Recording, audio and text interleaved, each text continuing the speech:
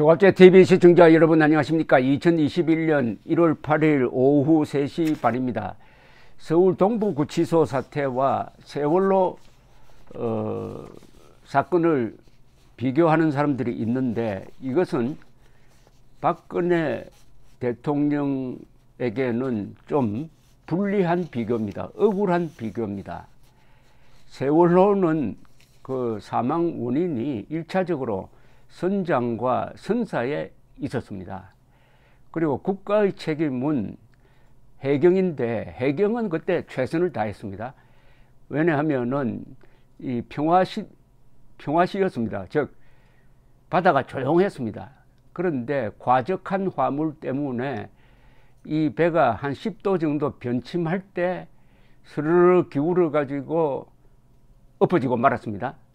그런데 급속도로 침몰하니까 이 구조할 수 있는 시간은 한 40분밖에 없었어요. 그런데 요행이 그 근처에 있던 경비정이 출동했습니다. 이 경비정은 구조 목적이 아니고 영해 침범을 감시하는 배였습니다. 요행이 그 옆에 있었습니다. 그래서 바로 연락받자마자 30분 만에 출동을 해가지고 구조 작업에 착수를 해가지고 약 170여 명을 구출을 했습니다.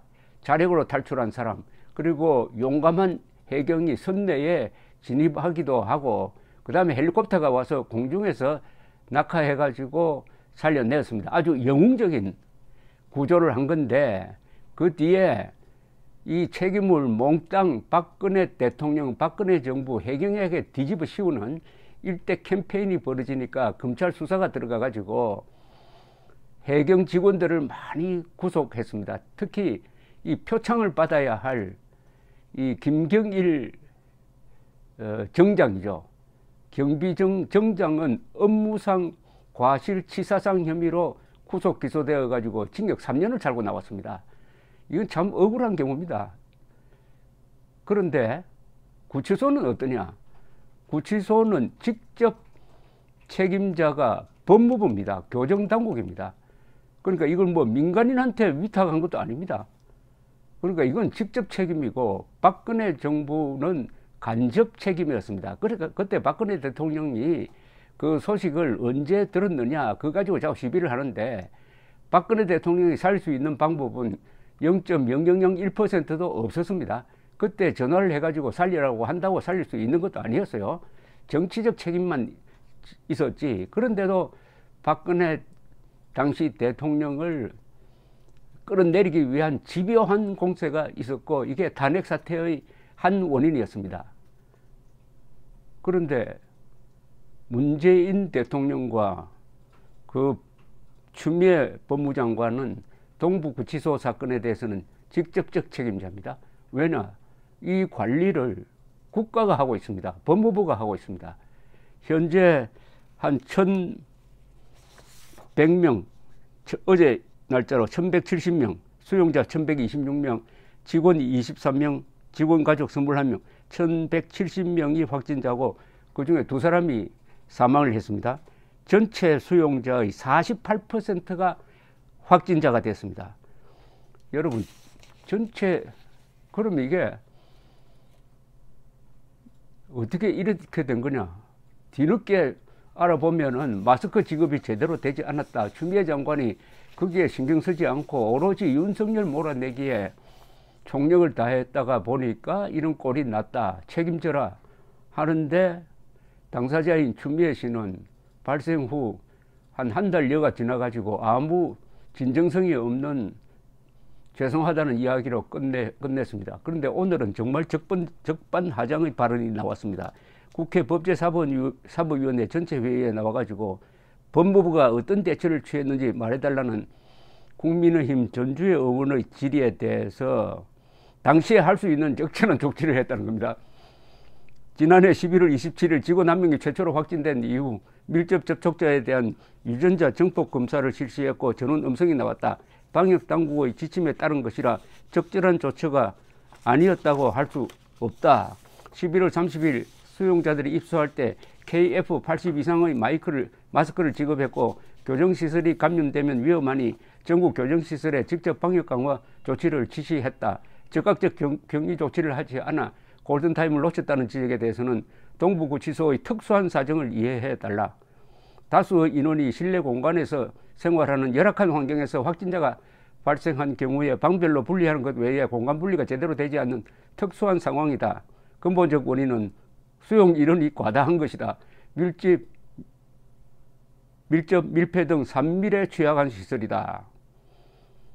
갑자기 확산된 일정한 시점을 보면 사회적 대정폭기 이후에 구치소에도 무증상 신입 수용자가 들어왔다고 생각한다. 3차 대유행기와 밀접한 관련성이 있다고 추정한다.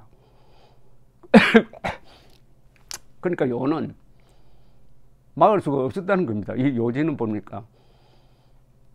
확산기에 다른 데서 많이 생겼으니까 구치소에서도 많이 생길 수밖에 없다. 이런 이야기죠. 그럼 다른 데서도 반 이상이 확진자가 되었습니까? 그런 데가 있습니까? 그리고 조치를 취했다고 하는 게 가만히 들여다보면 거의 대부분이 지시를 했다는 겁니다. 그리고 지침에 따라서 했다는 겁니다. 그런데 결과가 왜 이렇게 됐습니까? 문제는 결과에 책임지는 것 아닙니까? 내가 지시했다고 해서 그게 말단에 가서 그게 시행이 됩니까? 지시하는 것과 시행 사이에는 어마어마한 차이가 있습니다. 지시한 게 다 이루어진다면은 대한민국은 이미 천국이 되었을 겁니다. 지시는 5%고 확인이 95%입니다. 행정에서는 확인 안 했다는 거죠. 확인을 철저하게 했으면은 안 생겼어야죠. 그리고 밀접, 밀폐 시설이기 때문에 할 수 없었다. 아니, 비상한 상황에서는 이런 조건을 타파하는 정책이 나오는 거죠. 그러니까 그 뒤에 했듯이 다른 시설로 옮기는 거, 이런 걸 그때 했어야죠. 일찍 했어야죠. 그리고 수용시설이 꽉 찼다 하면은 이때는 좀 형량이 낮은 사람은 집으로 보내줘야 됩니다. 집에서 자가격리를 하도록 해야 됩니다. 외국에서 그렇게 하고 있어요. 집에서 자가격리 하도록 하는 방법. 또 요새 추적이 다 가능하지 않습니까? 도망가면 바로 추적이 되는데 그런 IT 기술을 이용해 가지고 왜 집에 보내지 않습니까? 비상한 조치가 취해지지 않고 그냥 통상적으로 하는 관료적 대응을 하다가 보니까 걷잡을 수가 없었다. 이런 거죠. 그러니까 비상한 시기에는 비상한 방법의 조치가 나와야지, 비상한 시기에 관료적 나태성을 가지고 지시했는데 밑에서 어떻게 돌아가는지는 모르고 결국은 골든타임을 놓쳐가지고 이런 참혹한 현상이 드러나고 말았다. 2,419명 수용자 중에서 48%인 1,170명이 확진자가 되었다. 살려주세요. 질병관리본부 지시 확진자 8명 수용, 한 방에 8명 수용합니다. 하는 이런 글을 써가지고 창밖으로 살려달라는 SOS를 보내고 있는 이런 상황에서 더구나 마스크를 제대로 지급하지 못한 게 예산 문제다. 그럼 예산 문제를 풀어줘야 될 사람이 장관 아닙니까? 아니, 교정국장이 직접 예산을 확보할 방법이 있습니까?